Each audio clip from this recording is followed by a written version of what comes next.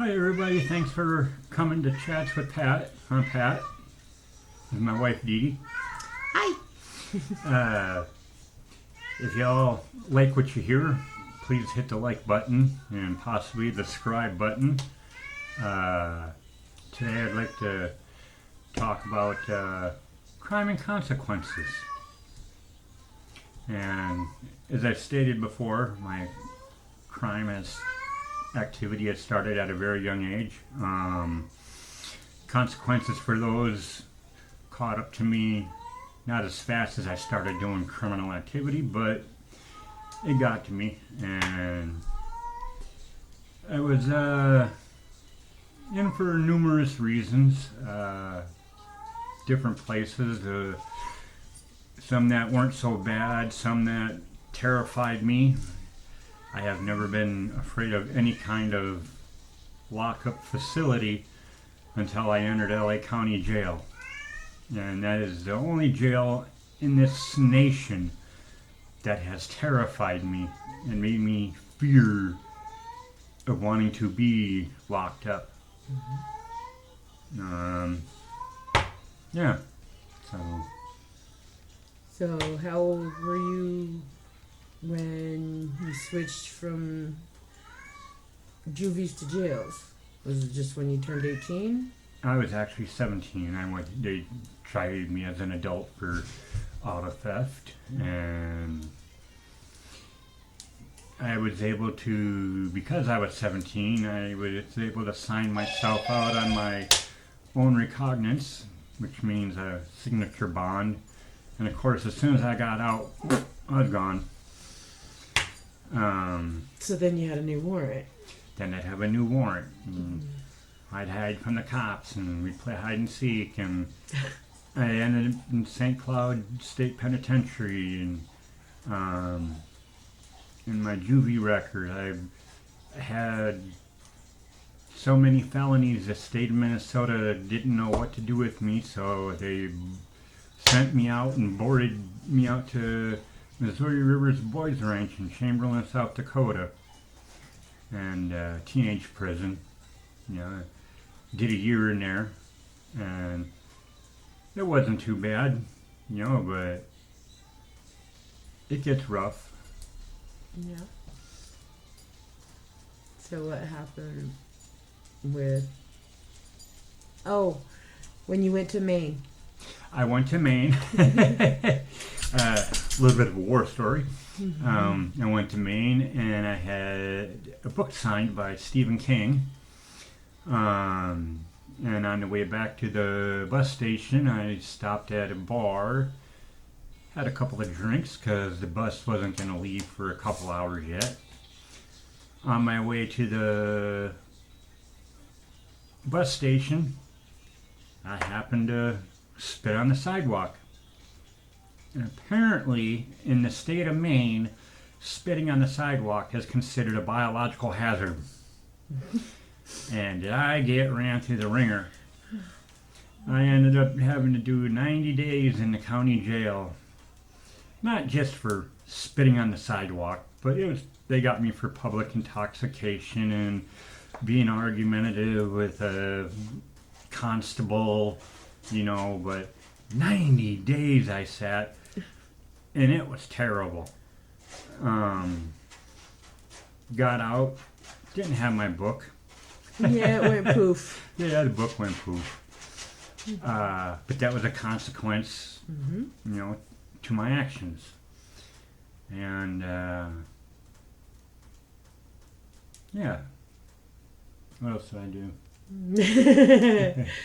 Okay, how many felonies do you have total on your record?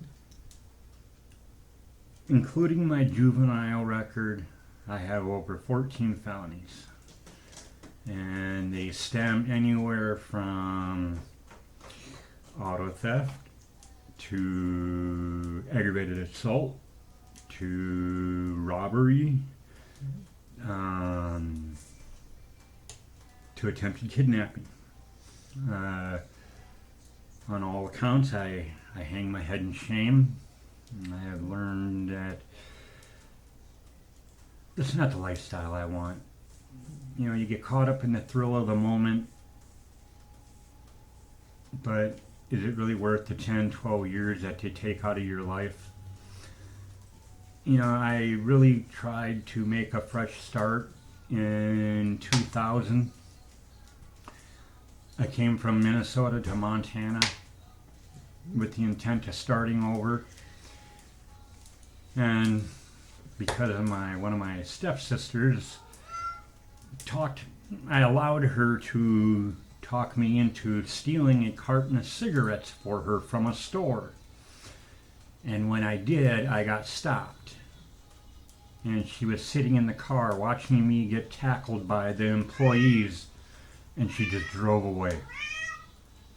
7 days after I made it to Montana, I was in jail on another felony robbery. And they also had me on what's called a persistent felony offender, because I had another felony within the last 3 years of my prior conviction or my prior felony. They were looking at giving me 140 years in prison. 40 years for the robbery, 100 years for being a persistent felony offender. And by the grace of God, my sister signed her trailer house over to me when she moved to Minnesota. So I had a physical residence, I had a physical address, and I was able to avoid actually going to prison to start. I was put on the ankle bracelet and 24/7 monitoring, and with a guy like me, it just didn't last. I was out running around when I'm not supposed to be. You're supposed to operate on a schedule, and I just made some really poor choices. And if I could go back and change that stuff, I have to tell myself I wouldn't do it, because if I changed anything, I wouldn't be with this beautiful woman here. This is true. So, okay, so you got a funny story and you got a scary story. I think we should end on the funny story. So, the scary story is LA County Jail. LA County Jail. I saw some stuff and just seen things in there that I thought a grown man should not have to ever see. I have been in prisons in Florida and in Missouri that are nothing like LA County Jail. And by the time they released me, I was racing to the transport people saying, "Take me back to Minnesota, please." Well, little did I know, they had already been in LA for 10 days on vacation, because they're transport, so they show up early and they can enjoy the beach. And while I was sitting there suffering in jail, that was my consequence. Yeah. And was it a rat that bit you? I was bit by a mouse in my pinky finger. Mm-hmm. And I was in a cell with 4 Hispanics that didn't know any English. I had a blood poisoning. I had the red streak going up my arm. By the time that they finally got me released, as soon as I got back to Minnesota, they brought me right to the hospital so they can treat me for it. But they came all that way just to kick me out the very next day.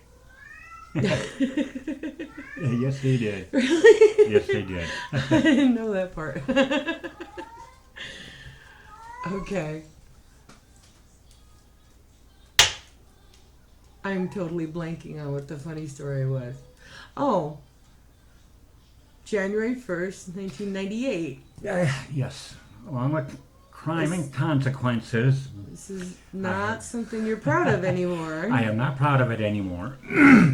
I used to be, but I do hold a record, and I have not checked recently, but the last time I checked, I still held the first 9 felony complaints filed against anybody in the entire state of Minnesota in January 1st, 1998. The call came into dispatch at 12:03 a.m.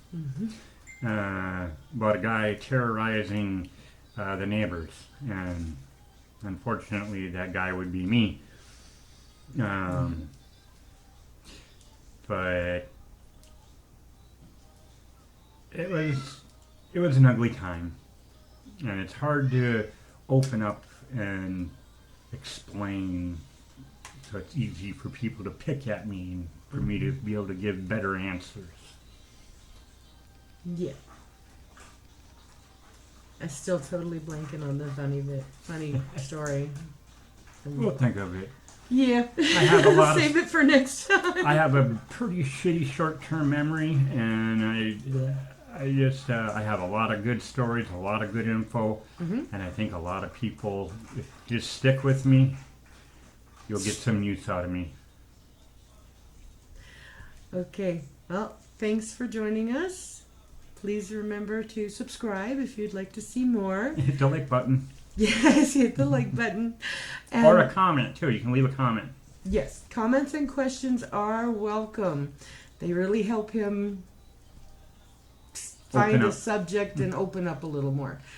So, have a great week, and we will see you hopefully Tuesday with This Is Us, and next Saturday for Chats with Pat.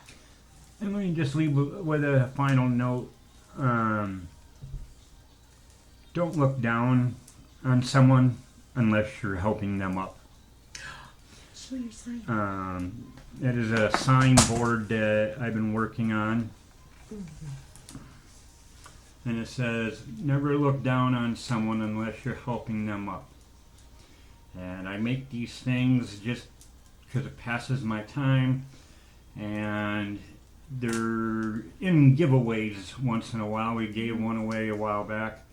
We might be doing another giveaway soon.